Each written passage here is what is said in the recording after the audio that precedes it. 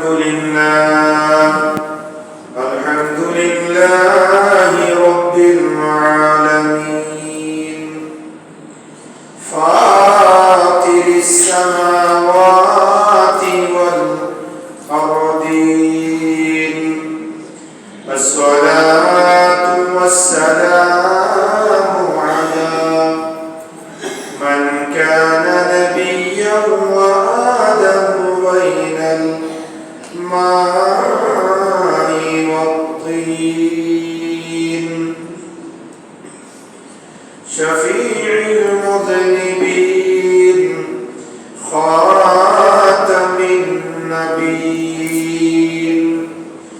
وعلى آله وأصحابه أجمعين أما بعد فقد قال الله عز وجل في شان حبيبه تعظيما له وتوقيرا إن الله وملائكته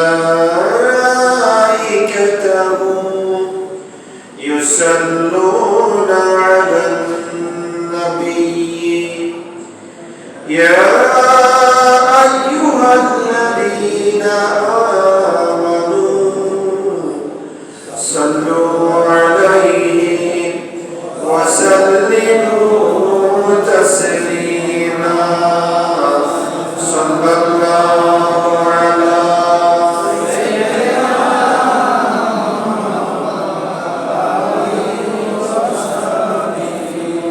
صلى الله على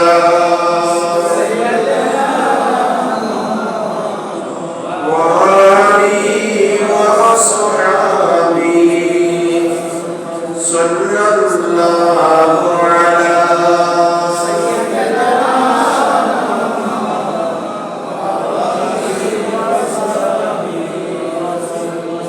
أعوذ بالله من الشيطان الرجيم بسم الله الرحمن الرحيم إن أول بيت هدي للناس للذي بمكة مباركا وهدى للعالمين فيه آيات بينات مقام إبراهيم صدق الله مولانا العظيم وبلغنا رسوله النبي الأمين ونحن على ذلك لمن الشاهدين والشاكرين والحمد لله رب العالمين معزز محترم حضرات علماء کرام মুসল্লিন ইজরাম রহমানি ওয়া রাহিমাকুমুল্লাহ আমরা আল্লাহ সুবহানাহু ওয়া তাআলা আলিশান দরবারে লক্ষ কোটি শুকর আদায় করছি জানা পাকের অত্যন্ত দয়া এবং মেহেরবানিতে 1445 হিজরির শেষ জুমা নামাজ জুমার মহান লক্ষ্যে আল্লাহর মসজিদে আসা বসার সালাম ইয়াস করার সুযোগ আর তৌফিক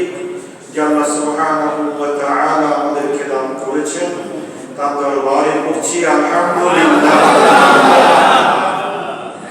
আর লক্ষ দরুদ ও সালামের হাদিয়া প্রেরণ করছি সোনার মদিনায় কামলি ওয়ালা নবী নূরুন নবী হায়াতুন নবী ইমামুল আম্বিয়া নবী যে নবীর বদৌলতে আমরা আল্লাহর এই সৃষ্টির মোহনকে এত সুন্দর মাধুর্যপূর্ণ পেয়েছি যে নবীর বদৌলতে আল্লাহ আমাদেরকে সৃষ্টির শ্রেষ্ঠ বানিয়েছেন সেই নবী সকলেরই আপা মুহাম্মদুর রাসূলুল্লাহ সাল্লাল্লাহু তাআলা আলাইহি ওয়াসাল্লাম এর নবী দরবারে উচ্চ আওয়াজে আরেকবার বলছি আলহামদুলিল্লাহ। মুহতারাম হাজিরিন, গত জুমায় আমরা খানায়ে কাবা কেন্দ্রিক যে সমস্ত নির্দেশনাবলী রয়েছে তার মধ্যে কয়েকটি নির্দেশনাবলীর বর্ণনা শুনেছিলাম।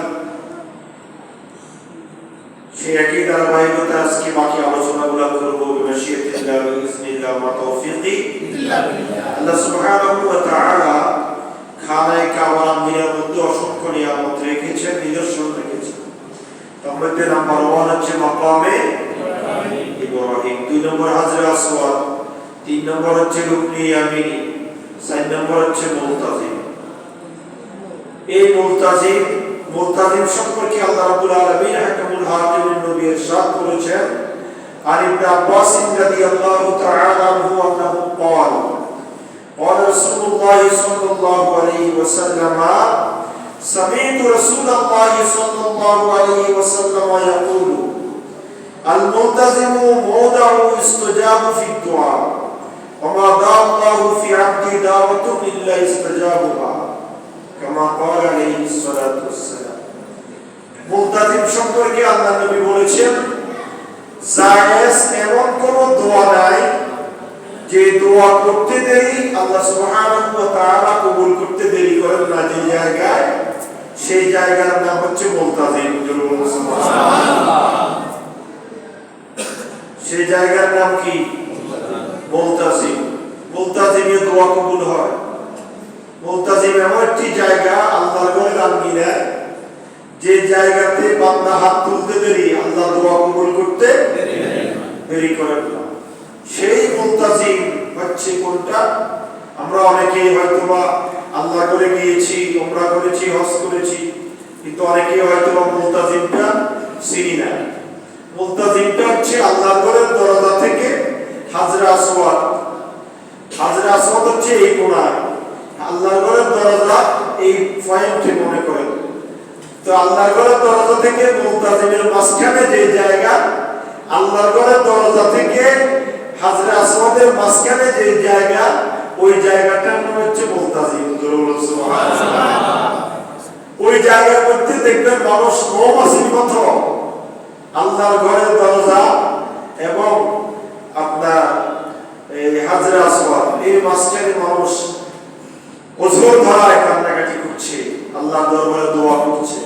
কেননা এটা এমন একটা স্থান যে স্থানে হাত তুললে দোয়া করলে আল্লাহ কি করেন?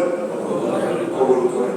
এই জন্য যারা মুলতাজিম সম্পর্কে অবগত, মুলতাজিম সম্পর্কে যারা জানেন, তারা মুলতাজিমে গিয়েই কান্নাকাটি করেন, মুলতাজিমে গিয়ে আল্লাহর কাছে কাঁদেন, সেখানে দাঁড়িয়ে থাকেন মৌমাছির মতো, তীর্থের কাকের মতো সেখানে আল্লাহকে পাওয়ার জন্য বেকরার হয়ে থাকেন। সেখানে মানুষ কান্নাকাটি করে, রোজা ধরায়, আল্লাহর কাছে দোয়া করেন। বান্দা জায়েজ সন্তায় যতগুলো দোয়া আছে বান্দা করতে দেরি আল্লাহ দোয়া কবুল করতে কি করে দিলেন? সেই জায়গার নাম হচ্ছে মুলতাজিম। আমার নবীর দাদা জান খাজা আব্দুল মুত্তালিব, খাজা আব্দুল মুত্তালিব যে কোনো সমস্যার সম্মুখীন হলে মুলতাজিমে দাঁড়িয়ে দোয়া করতেন, আল্লাহ সাথে সাথে কবুল করে নিতেন। শুধু তাই নয়, বদরের যুদ্ধে যাচ্ছেন আবু জাহেল। কে? আবু জাহেল বেঈমান কাফের শয়তান। সে আবু জাহেলও জানে যে মুলতাজিমে দাঁড়িয়ে দোয়া করলে আল্লাহ কি করবেন। এই জন্য আবু জাহেল বদরের যুদ্ধে আমার নবীর বিরুদ্ধে যুদ্ধ করার জন্য যাচ্ছেন। বদর যুদ্ধে যাওয়ার সময় আবু জাহেল মুলতাজিমে দাঁড়িয়ে আল্লাহর দরবারে দোয়া করছেন, আল্লাহ তুমি হকের পক্ষেই ফয়সালা দিও। সুবহানাল্লাহ। আবু জাহেল কি দোয়া করছে? আল্লাহ মুহাম্মদের বিরুদ্ধে যুদ্ধ করার জন্য যাচ্ছি বদরের প্রান্তরে, তুমি হকের পক্ষে রায় দিও। আল্লাহ হকের পক্ষে রায় দিয়েছেন কিনা? বদরের যুদ্ধে মুসলমানেরা কি হয়েছে? জয়ী হয়েছেন। মাত্র 313 জন নিরস্ত্র বাহিনী, 1000 কাফের মুশরিক সশস্ত্র বাহিনীর সঙ্গে মুসলমানদেরকে আল্লাহ বিজয় দিয়েছেন। আল্লাহর নবীর দাওরা খাজা আব্দুল মুত্তালিবও সেখানে দাঁড়িয়ে দোয়া করেছেন। আল্লাহ রাব্বুল আলামিন সেই দোয়া কবুল করেছেন। এই জন্য আল্লাহ রাসূল বলেছেন, উম্মতে আমার, আল মুলতাজিমু মাওদাউ ইস্তিজাবু ফিদ দুআ। মুলতাজিম এমন একটা জায়গা যে জায়গায় বান্দা জায়েজ সন্তায় যে দোয়া করবে আল্লাহ সাথে সাথে কি করে নেবেন? কবুল করেন। আল্লাহ সুবহানাহু ওয়া তাআলা আমাদেরকে মুলতাজিমে দাঁড়িয়ে দোয়া করার তৌফিক দান করুন। আমিন। আল্লাহর ঘরের আঙ্গিনার ৫ম নম্বর নিদর্শন হচ্ছে জমজম। কি বলেন না? মায়ে জমজম, জমজমের পানি। জমজম মানে ফাসসূর্য, জমজম মানে জমজম, এটা সুরিয়ানি শব্দ। জমজম অর্থাৎ থাম থাম, এটা থেকে এটার আপনার প্রতিশব্দ, এই জন্য থেকে জমজম বলা হয়। এটা যে দিন থেকে পানি উঠা আরম্ভ করেছে সেই দিন থেকে ইলা ইয়াউমুল কিয়ামা, কিয়ামত পর্যন্ত এই পানি উঠতেই থাকবে, বন্ধ হওয়ার কোনো আলামত নাই, কোনো কারণ নাই। আল্লাহ সুবহানাহু ওয়া তাআলা এটাকে এমন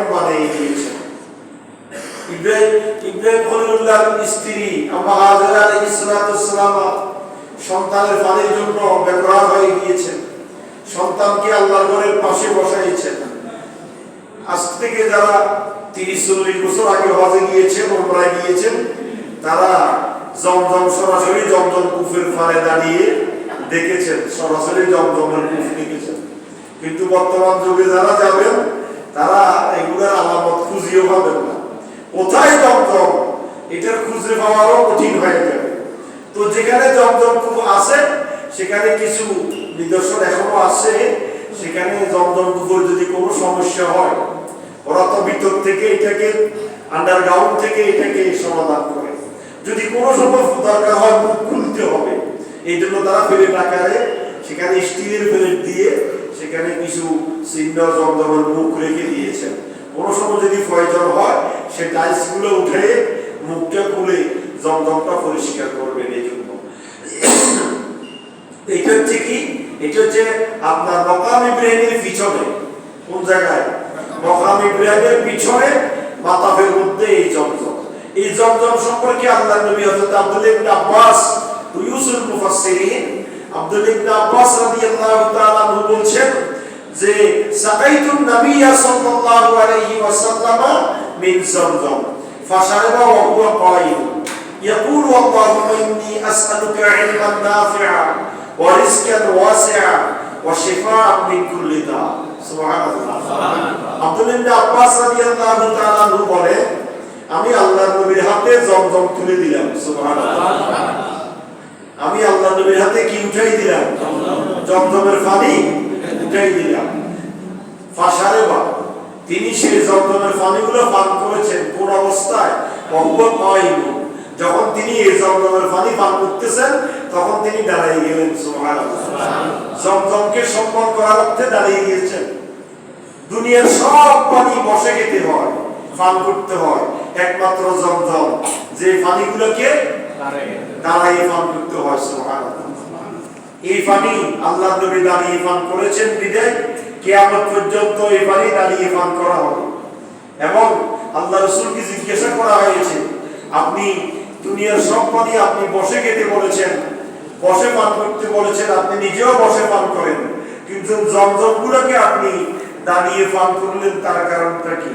তখন আল্লাহ নবী বলেছেন লে তাজিমি ইসমাঈল, যে পানির সঙ্গে আমার ভাই ইসমাঈল জবিউল্লাহ সম্পর্ক আছে, সেই ইসমাঈল জবিউল্লাহকে সম্মান করতে গিয়ে আমি নবী দাঁড়িয়ে পানি পান করেছি। আমার উম্মত কিয়ামত পর্যন্ত এই পানি পান করবে, তারা দাঁড়িয়ে পানি পান করবে। সুবহানাল্লাহ। আর জমজম পান করার সময় একটা কি আছে? দোয়া আছে না নাই? আছে। আল্লাহুম্মা ইন্নী আসআলুকা ইলমান নাফিআ। আল্লাহ রাসূল শিক্ষা দিয়েছেন উম্মতরে আমার, যখন তুমি জমজমের পানি পান